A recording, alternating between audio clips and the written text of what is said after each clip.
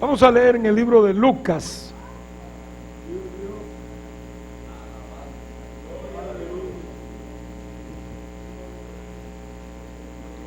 Libro de Lucas, vamos a ir ahí, gloria a Dios, al capítulo 22.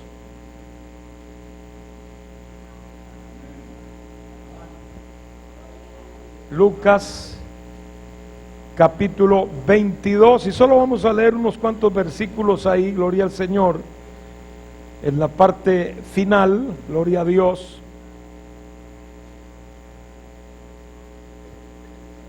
donde dice el versículo 58 al 62, en el nombre del Señor. Un poco después, viéndole otro, dijo: tú también eres de ellos. Y Pedro dijo: hombre, no lo soy. Como una hora después, otro afirmaba diciendo: verdaderamente también este estaba con él, porque es Galileo. Y Pedro dijo: hombre, no sé lo que dices. Y enseguida, mientras él todavía hablaba, el gallo cantó. Entonces, vuelto el Señor, miró a Pedro, y Pedro se acordó de la palabra del Señor que le había dicho: antes que el gallo cante, me negarás 3 veces. Y Pedro, saliendo fuera, lloró amargamente. Te damos gracias, Señor, por tu palabra, y te damos gracias por la comunión que nos permites aquí en esta noche. Una bendición que tú nos concedes, como dice tu palabra: es bueno y delicioso habitar los hermanos juntos y en armonía, Señor. Gracias, Padre, por esta gran bendición. Te pedimos ahora que nos hables, que tu palabra nos diga algo que sea esencial, que sea necesario en nuestra vida, Señor.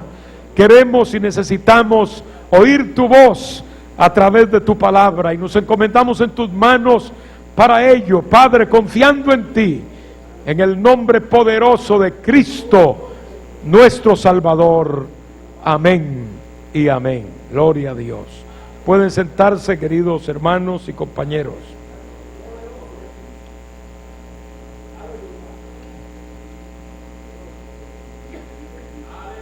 Podríamos empezar con una pregunta: ¿se siente usted desanimado? No es pecado sentirse desanimado.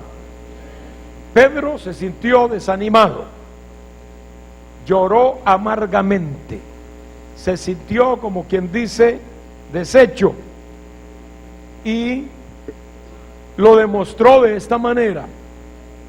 Pero no solo Pedro se sentía en esas condiciones, en ese marco de los últimos días del Señor, y particularmente después de la muerte de Cristo, antes de él manifestarse en la resurrección, el desánimo hizo presa. Siguió avanzando el desánimo en Pedro, y eso es contagioso. El desánimo también es contagioso. Como la fe positiva y valiosa contagia, también el desaliento tiende a contagiar. Usted oye a alguien diciendo: hermano, es que me siento, yo no sé ni voy a poder seguir, no sé ni si voy a poder, que no sé, es que me siento muy mal. Ya usted ve a todo el mundo que también esa sombra le cae encima, y tiene que ser una persona firme en el Señor, que se levante para neutralizar esa influencia, porque es una influencia muy fuerte. En el caso de Pedro, Pedro le dijo a todo el mundo: ay, yo me voy a pescar de nuevo, como diciendo: ya esto se acabó. El Señor le había dicho: te haré pescador de hombre, y él dejó todo, pero ahora agarraba de nuevo, no en este momento que leímos, pero poco tiempo después. El desaliento lo llevó a eso, a renunciar a su llamado, a su responsabilidad, a su fe. Y no porque el Señor no se lo hubiera dicho, pero uno se pone a pensar: ¿cómo es que el Señor en el último año especialmente, y en las últimas semanas de su ministerio, les fue diciendo más seguido y más claramente? Algunas veces dijo cosas simbólicas, por ejemplo: si el grano de trigo no cae a tierra, no lleva fruto, pero si cae y muere, entonces atrae a muchos a él. Esa era una forma de decir que él iba a morir, pero no lo entendían. Luego más adelante ya habló claro y dice: el Hijo del Hombre será entregado en manos de pecadores y lo matarán. Parece ser que los discípulos no habían logrado entender bien esto. Nadie piense que es que en aquel tiempo esa palabra le sonaba distinta a ellos que en este tiempo a nosotros. Les sonaría igual y todavía peor, porque nosotros tenemos ya la historia de la resurrección de Cristo. Ellos no la tenían, así que alguien les hablara de muerte y resurrección, perfectamente podían espiritualizar eso, y si no podían espiritualizarlo y elevarlo a condiciones fuera de la realidad, ¿verdad? Entonces lo que harían es ignorarlo, como quien dice: no dijo eso, porque es que nadie reaccionó positivamente, ni en la crucifixión, ni en el arresto del Señor. Más bien todos huyeron despavoridos y se desalentaron. Quiere decir que no captaron, no entendieron. Dentro del grupo de apóstoles prácticamente ninguno. El grupo de discípulos incluyó algunas mujeres como María, que sí entendieron mejor ese mensaje final de Cristo. Pero los apóstoles, los cercanos a él, no lo entendieron. A veces nos pasa igual a nosotros, ¿no? Esas cosas espirituales que tenemos que entender en esa dimensión, nos cuesta a veces. Queremos ser más realistas, queremos ser como más prácticos y olvidarnos un poco de nuestra fe. Y es que la fe, hermano, es lo que sostiene la vida espiritual. Siempre ha sido así. Sea el nombre del Señor glorificado. Sin verdadera fe no hay verdadera victoria. Y el desaliento, el desánimo es un ataque a la fe. Vemos a un Elías también desalentado en el Viejo Testamento, que le dijo al Señor: quítame la vida. Como quien dice: no quiero seguir adelante, no entiendo nada de esto que me está pasando. Realmente eso es: no entiendo nada de esto que me está pasando. Él no lo dice ahí, pero se puede traducir, se puede interpretar. Él quiere la muerte. A veces nos pasa a nosotros, no entendemos muchas cosas alrededor y también nos golpea el desaliento. Por eso la pregunta: ¿está usted desalentado? Es bueno que examinemos en este caso, tomando en cuenta a Pedro, a los apóstoles. ¿Se acuerdan de los que iban para Emaús? Desalentados, ellos iban deshechos. Luego el Señor con la palabra y todo eso los animó. Y qué cambio más rotundo, ¿verdad? Primero iban cabizbajos, tristes, regañaron al Señor, ni se dieron cuenta que era el resucitado, y siguieron por ahí hasta que llegaron a la casa. Y a pesar de que en el camino su corazón ardía por lo que el Señor, sin ellos saber que era el Señor, les venía diciendo, que hasta allí se las devolvió cuando Jesús les dijo: oh insensatos y tardos de corazón y para oír. Los profetas lo dijeron, ¿por qué no lo han entendido? Claro, me imagino que ahí ellos dijeron: qué raro, este forastero está hablando parecido al Señor. Pero no se decidían hasta que llegaron a la casa y se dieron cuenta que era el Señor. Así nos pasa también, hermanos. A veces el Señor nos está ministrando en esa área y no lo percibimos, no lo vemos. Tal vez hoy el Señor puede estar ministrando y alguien diga: no, pues es una cosa casual que llegué yo ahí, bueno, el pastor le dio Dios, o le dio Dios, no, predicó ese mensaje y bueno, me dijo algo a mí, pero no creo. O sea, la misma actitud. Lástima que perdemos grandes bendiciones por esa falta de fe. Sea el nombre del Señor glorificado. Pero repito lo que dije antes: el desánimo o el desaliento no es pecado en sí mismo. Hay que presentarle batalla para que no se convierta en un tropiezo. Pero en sí mismo, ¿quién no ha estado desalentado alguna vez? o no digamos alguna vez, algunas veces. Amén. Nadie aquí puede decir, no hermano, yo nunca. No, no. Yo no me acuerdo haber pensado nunca en volver atrás del camino del Señor. No me acuerdo nunca haber pensado, hombre, yo no voy a volver a la iglesia, a los caminos del Señor. Nunca.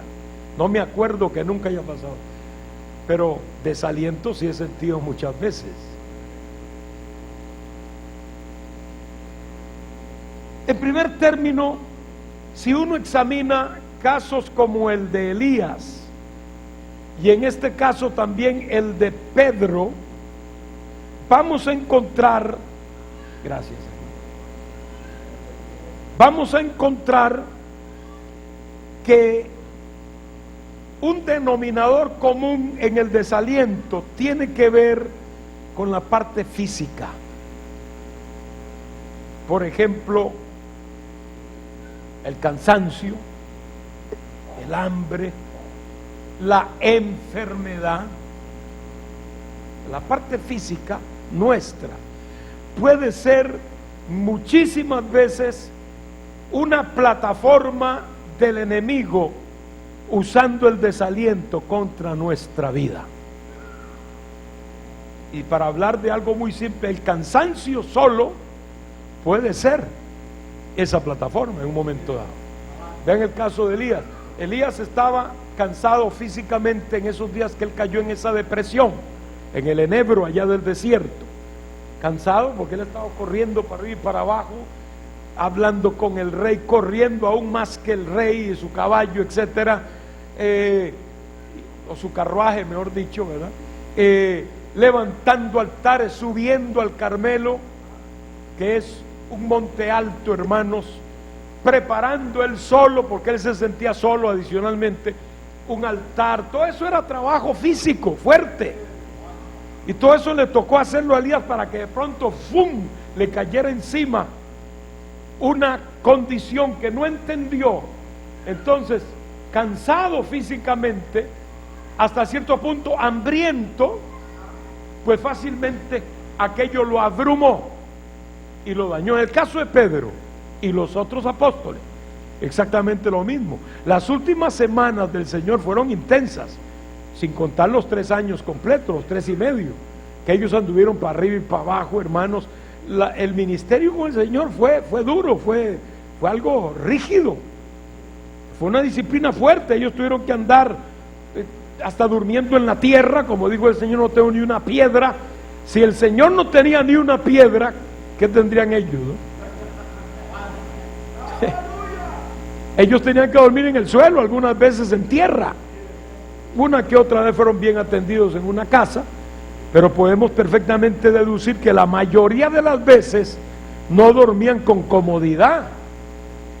Ahora, caminando todo el tiempo, no habían automóviles, no habían trenes, no habían medios que ahora facilitan. Generalmente ellos iban a caminar a pie, porque ellos no tenían el lujo de tener un camello o algún otro medio locomotor de 4 patas, ¿no? De manera que todo era a pie, y no quedan, las distancias son largas y son muchas subidas y bajadas, desiertos, lugares pedregosos, etcétera. De manera que eso cansa. Esos últimos días del Señor fueron también de mucho ajetreo. Sin duda en ellos había cansancio, sin duda también el cansancio moral, ¿no? Habían sido insultados. No crean que la gente, cada vez que llegaba el Señor a un lugar, llegaba, Hosana, el Señor vino. No. Algunas veces lo agarraron a pedradas, ¿verdad? Otras veces lo botaron de una ciudad. Otras veces lo agarraron para despeñarlo por un precipicio, y ahí iban en la colada de los apóstoles. Era gente, en términos generales, mal aceptada, mal atendida, sin comodidades, sin dormir bien, algunas veces sin comer bien, caminando para arriba y para abajo. Además de eso, las presiones que venían sobre ellos con las multitudes que atacaban, eso era un torrente, como el que a veces también nosotros tenemos, hermanos. Alabanzas al nombre del Señor. Amén. Y la etapa de todo esto fue la última semana, que fue la peor, la más intensa de todas, que desemboca en el terrible impacto del arresto del Señor y luego su crucifixión. Nos preguntamos, ante circunstancias parecidas, ¿no nos sentimos a veces nosotros deprimidos también, hermanos? Cuando uno se siente así, es bueno examinar su condición física. Miren que ahora estoy hablando de lo físico. Me he referido a situaciones más que todo físicas. Examinar el aspecto físico nos lleva a encontrar algunas veces un foco de desaliento que nos está afectando, porque hay gente que dice: oh, yo sirvo al Señor y yo con las botas puestas duermo y muero, etcétera. ¿Para qué va a andar usted con las botas puestas todo el tiempo? Quíteselas de vez en cuando. No es así, hermano. La mayoría de nosotros no tenemos vacaciones nunca. Estoy hablando ahora de los ministros, de los obreros. Y hay hermanos que también nos siguen a nosotros, siguen ese ejemplo, nunca cogen un día de vacaciones, porque a veces oyen al pastor decir: las vacaciones serán en el cielo, hermano, aquí en nada de eso. Antes se oía mucho esa expresión, ahora no se usa mucho. Pero es un error. Es un error. También es bueno que el cuerpo descanse. Y no me refiero aquí simplemente al dormir, que es parte. Es parte. Trate de descansar bien. Trate, en lo posible, ¿no? Pero adicional a eso, hermano, tratemos,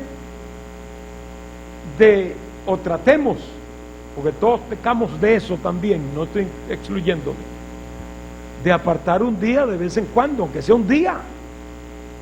Cuando uno va al médico, casi siempre eso es lo que le dice: ustedes nunca descansan, ustedes creen que van a reparar el mundo. Y es una forma que es una verdad, porque lo conocen a uno. Y el pastor casi nunca, pregunta al pastor: ¿dónde está? Bueno, está de vacaciones. Cualquier hermano puede estar de vacaciones, pero el pastor, no, eso sonaría raro. Sin embargo, tiene que llegar un momento en que el pastor se detenga. No es que va a dejar de orar, ni va a dejar de sus responsabilidades y disciplinas espirituales, ¿verdad? No, pero sí es bueno a veces parar y hacer un pequeño alto en lo que llamamos la rutina, en el término positivo, porque vuelvo a decir, no siempre la rutina la debemos ver como algo negativo. Hay rutinas en la vida que son importantes y son necesarias. Ejemplo, las rutinas de higiene. Ya eso para nosotros es una rutina. Levantarnos, cepillarnos los dientes, bañarnos, prepararnos y salir a la calle. Esa es una rutina esa es una rutina que uno la sigue automáticamente. Se levantó usted de esa cama y ¿a dónde va a parar? De una vez mira dónde está el baño, va para allá a seguir la rutina. Son buenas rutinas. Hay rutinas espirituales y ministeriales que es bueno también en algún momento detener para coger, digamos así, un nuevo aire, un respiro. Nadie se me vaya al otro extremo, ¿no? Que el pastor todos los meses se va una semana a descansar no sé a dónde. Ya eso es otro extremo, ¿verdad? Ya eso sería dañino. Pero que en el año el pastor un par de veces vaya con su familia 2 días, 3 días a un lugar y trate de coger un respiro, no es nada malo, más bien es bueno para usted. Y es bueno para cualquier matrimonio, para cualquier persona, porque el cansancio es algo como la radiación del sol, acumulativa. Se va acumulando y ahí va este día un poquito, la otra semana un poquito más, y a medio año ya se va aumentando la acumulación y llega un momento en que cualquier cosa lo hace explotar. ¿Y por qué será que esa persona anda todo el día toda seria y toda amargada o todo amargado? Revise esa parte. ¿Está usted dándole a la parte física el cuidado que necesita? El desaliento puede iniciarse desde el punto de vista físico, como Elías, que estaba cansado. Miren cómo Dios le ministró, lo puso a dormir. La primera vez que despertó, le dio de comer. Otra cosa importante, le dijo: come, bebe. ¿Y qué hizo Elías? De nuevo se durmió. Entró en el descanso, porque Dios sabía que él necesitaba recuperar fuerzas físicas. ¿Qué es la mejor forma, o cuál es la mejor forma de enfrentar el cansancio físico? No hay nada mejor que el sueño. ¿Qué otra forma existe mejor para recuperarse física y mentalmente? Sueño. Por eso es que hay que dormir todos los días, hermano, excepto algunos que son extraños, ¿no? Que no duermen. Pero ya el que no duerme es extraño. Digo extraño porque entonces sería una enfermedad, ¿no? Hay que ver eso. Así que, si usted no hace ningún espacio en su vida para el descanso, no se extrañe de que esté todo el tiempo en una condición de desaliento, de depresión y de estrés. Amén. Por eso Dios le ministró esa parte a Elías. Y también en el caso de Pedro, el Señor le ministró en esa parte, lo detuvo, gloria a Dios. De ahí los apóstoles entraron en un periodo de paz para recuperarse de aquel impacto terrible de los últimos días. Y en el caso de Pedro, el Señor le ministra, porque acuérdense que cuando le dio el mensaje a las mujeres que lo vieron resucitado, le dijo: díganle a mis hermanos y a Pedro que voy a Jerusalén, que voy delante de ellos a Jerusalén. O sea, que allá lo veo, ¿no? Mire qué bonito, ¿no? El mensaje es a Pedro, porque Pedro sentía que ya no merecía ni que el Señor lo mirara siquiera.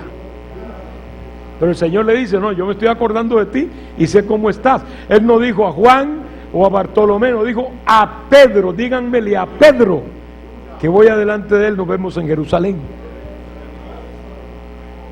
Como el Señor ministra, ¿verdad, hermano? Pero hay otra cosa que puede desalentarnos, hermano, y es el hecho de que cometemos errores.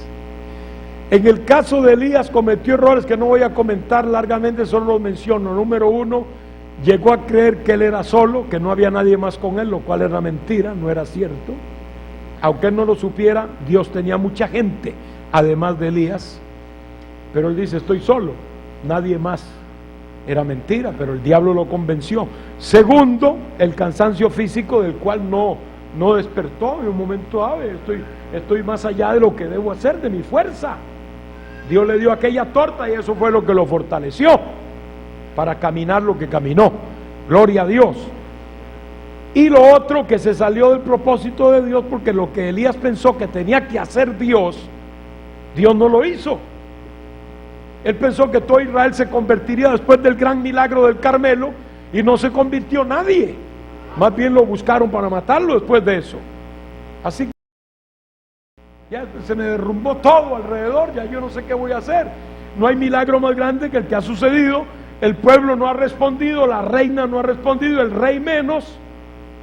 Se fue desalentado. Pero es que Dios no le dijo a él: haz este milagro y yo voy a hacer que todo el mundo se convierta. No le había dicho eso, porque Dios no actúa así, hermano. Amén. En el caso de Pedro, errores, miren, hay muchos. Mateo 16, cuando el Señor habló de la declaración aquella de Pedro: tú eres el Cristo. Unos minutos después, cuando Jesús habla de su muerte, se lo lleva aparte y le dice: en ninguna manera te acontezca esto. ¿Cómo te vas a dejar matar así? Esto no puede ser. El Señor lo miró y le dijo: apártate de mí, Satanás, porque me eres tropiezo. Imagínese usted, hermano, ahí él estaba entrando en un terreno que mejor ni hablar de eso, ¿verdad? Estaba entrando en un terreno muy peligroso y dando una opinión que nadie le pidió, y por eso se llevó su reventón, ¿verdad? Entonces, posteriormente en el monte de la transfiguración, que por cierto casi se duerme ahí, pero cuando vino aquella manifestación, ¿qué es lo que dice Pedro? No descendamos de aquí, este es nuestro lugar, aquí estamos bien, ¿para qué vamos a ir allá donde está esa gente esperando con ese montón de problemas?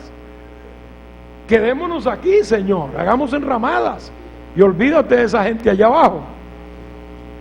Definitivamente dañó la comunión, dio el tono discordante. Había una conversación linda entre Moisés, Elías, el Padre y Jesús, y todo eso se dañó por esa intervención bendita de Pedro.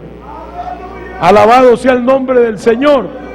Esto sin duda es o fue un error garrafal del apóstol. Avanzando más, además de otros errores que él cometió, en el mismo huerto de Getsemaní él pretende defender a Jesús. Otra vez se metió donde no lo llaman, con aquella espada, y tiró a la cabeza, pero él no era espadachín, él era pescador, así que no sabía muy bien, le cogió fue la oreja al guardia, ¿no?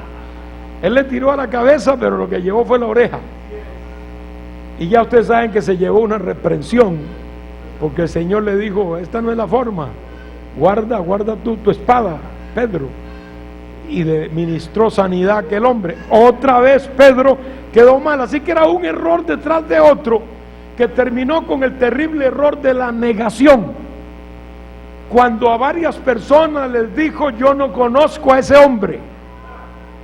A Jesús le había dicho, porque también allí él había tenido una palabra fuerte, cuando Jesús les dice: ustedes se van a escandalizar de mí todos, y Pedro dice: todos pueden hacerlo menos yo voy a la cárcel y muero. Y Pedro estaba hablando sinceramente, hermano, pero había una serie de cosas. No es que Pedro estaba, porque de hipócrita nunca podíamos acusar a Pedro. Pedro era un hombre transparente, pero de muchos errores dentro de esa transparencia, y él estaba hablando de verdad: yo no te negaré, pero no estaba preparado, hermano, para hacer frente. Es como aquel que dice: yo muero por el Señor, y ni siquiera diezma.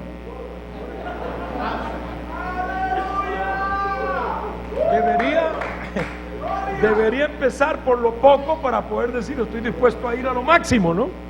Así le pasó a Pedro. Cuando vino lo peor, él dijo: yo no conozco a ese hombre. 3 veces lo negó, y cuando el Señor iba cargado por sus aprensores, solo lo miró y le recordó a Pedro todo. Y ahí donde le cayó encima ese manto de desaliento a Pedro, que salió del recinto y lloraba amargamente. Es decir, aquí vemos una serie de errores que pueden también llegar a producir desaliento en la vida de un creyente, de un pastor.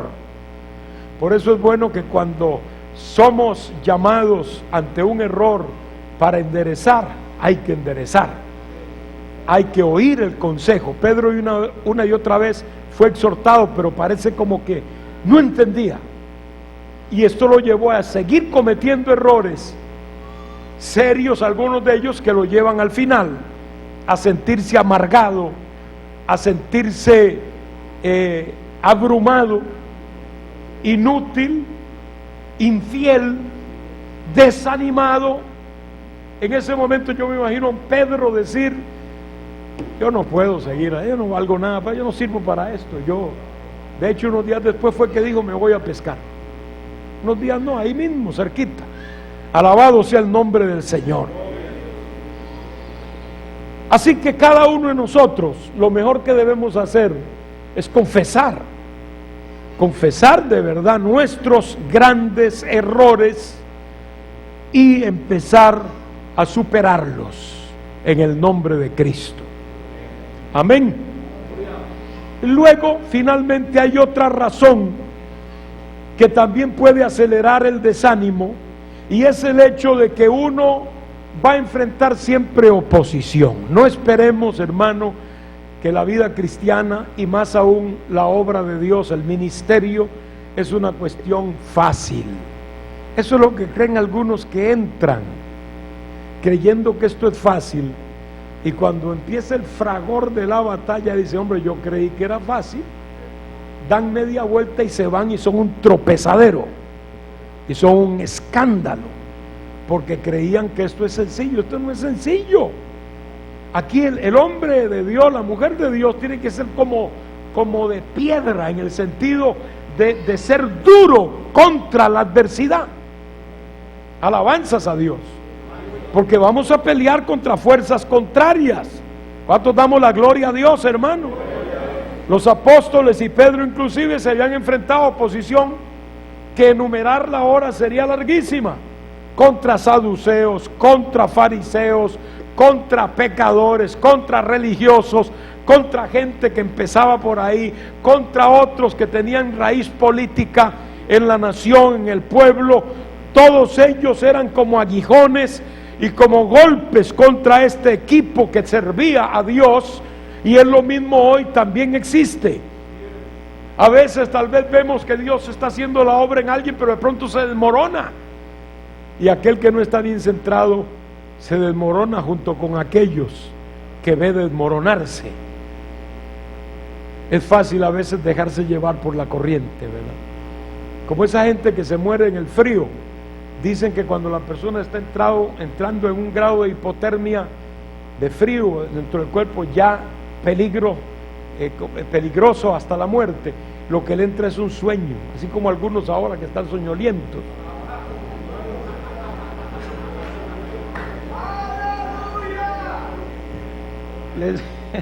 Les entra un sueño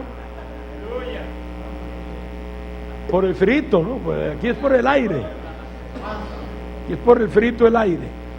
Les entra un sueño y ¡pum!, se quedan. Eso es lo que no deben hacer, porque al dormirse simplemente se entregan a la muerte. No hay actividad del cuerpo. De hecho, cuando dormimos, todos los signos vitales del cuerpo bajan su ritmo, porque es el descanso, y eso es lo que produce después la muerte sin darse cuenta. Amén. Así que entonces aquí, hermanos, el propósito más bien es activarse en el nombre del Señor y no dejarse llevar por la corriente negativa que puede haber alrededor nuestro. Alabado sea el Señor. Nosotros podemos tener problemas de todo tipo y no estamos exentos de problemas de hogar, de familia, a veces de matrimonio, a veces con los hijos, a veces en el trabajo, a veces en la calle, cualquier cosa, y podemos tener problemas aún dentro de la iglesia, dentro del ministerio, dentro del compañerismo. Tenemos que estar preparados para hacer frente a eso y no permitir que el diablo lo use como plataforma para desanimarnos. Amén, hermano.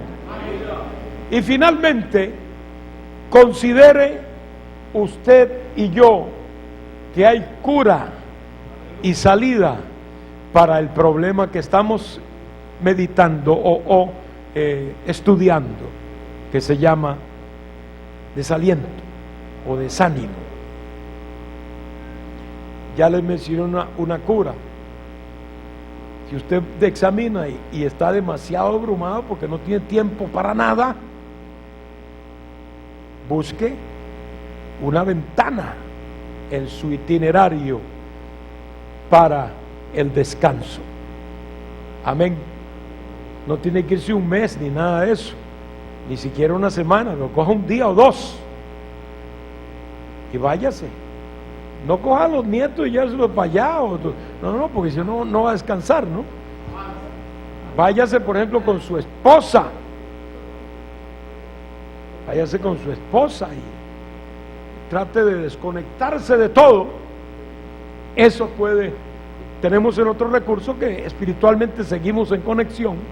Así que vamos a fortalecer nuestra vida espiritualmente y vamos a volver otra vez a hacerle el frente mejor al problema y a salir del desaliento o del estrés Ustedes no han notado que cuando uno está en un trabajo haciendo algo y encuentra un problema, esos problemas que usted no los resuelve, usted dice, ¿por dónde aquí? Porque usted ve y no puede, no ve la salida. Usted dejó eso ahí, se va por allá, se olvida de eso, refresca su mente por allá un par de horas, o tal vez hasta lo puede dejar hasta el día siguiente. Al día siguiente viene y es probable que encuentre la solución, porque ese tiempo le permite a usted relajarse ante ese problema, de manera que puede encontrar la solución que antes no había visto. Alabado sea el nombre del Señor. Otra cosa que debe usted hacer es reunirse. No deje que el desaliento lo lleve a aislarse. Reprenda a Satanás cuando esto se produzca, hermano. Ningún aislamiento es bueno. Cuando el creyente, y particularmente cualquier pastor, se aísla, está cometiendo un error gravísimo y está dejándose a merced del diablo, que es un buen tirador y un buen cazador. El Señor lo reprenda. Los apóstoles habían quedado dispersos como ovejas sin pastor. ¿Qué fue lo que el Señor les dijo en primer término? Váyanse allá, yo voy a Jerusalén, yo voy para allá, allá nos vamos a reunir. Eso es lo que le está diciendo. Y en efecto allá se reunieron, y esa reunión ya cambió las cosas. ¿Cuántos dicen amén? Palabras de ánimo, recíbalas y también esté dispuesta a darlo, o dispuesto a darlas. Las palabras de ánimo son buenas. Vuelvo a decir lo que le dijo el Señor a Pedro, el mensaje que le envió: díganle a Pedro. Lo tuvo en cuenta, le dio una palabra de ánimo, y eso ayudó a Pedro. No ardían nuestros corazones, dijeron los de Maús, cuando nos hablaba la palabra de ánimo, hermanos. Alabanzas al Señor. Entonces la palabra ayuda, y sin duda busquemos la presencia del Señor. Y cuando uno busca la presencia del Señor, hermano, el desánimo se va. Es que tiene que irse. Ya lo vemos con los de Maús, con los discípulos. Cuando el Señor llegó, las cosas cambiaron. Él se les presentó a todos y luego tuvo que irse, pero le dijo: yo estoy con vosotros todos los días hasta el fin del mundo. Esa presencia les daba ánimo para hacer frente y seguir adelante, como hasta ahora podemos nosotros seguir también por el ejemplo de aquellos que perseveraron antes. Alabado sea el nombre del Señor. Y finalmente, hermanos, el servir a Dios es un amarre para no dejarnos mover. El servir a Dios es importante. Yo siempre le digo a los hermanos, y en este caso no tanto a los obreros, que servimos a Dios todo el tiempo, pero a los hermanos, hay que buscar una manera de servir al Señor. Usted tiene que servir a Dios. No es solo el privilegio, es que eso es esencial para ser fortalecido, para sentirse parte de la obra y ser útil en las manos del Señor. Una persona que no sirve al Señor es una presa fácil del desaliento, y el diablo lo puede destruir. Amén. ¿Cuántos recibimos aliento en el Señor en esta noche, hermano? Si usted está desalentado, recíbalo en el nombre del Señor y sé fortalecido en esta noche. Pongámonos de pie, hermano.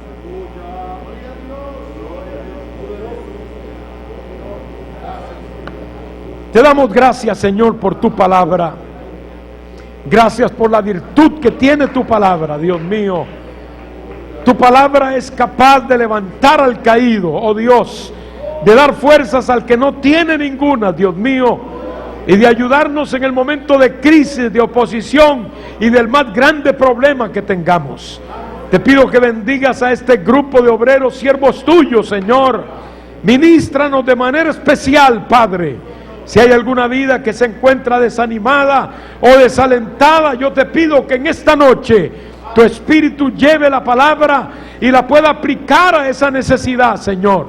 Levanta al caído, Padre, y fortalece al débil en esta noche, oh Dios, para gloria y honra de tu santo nombre.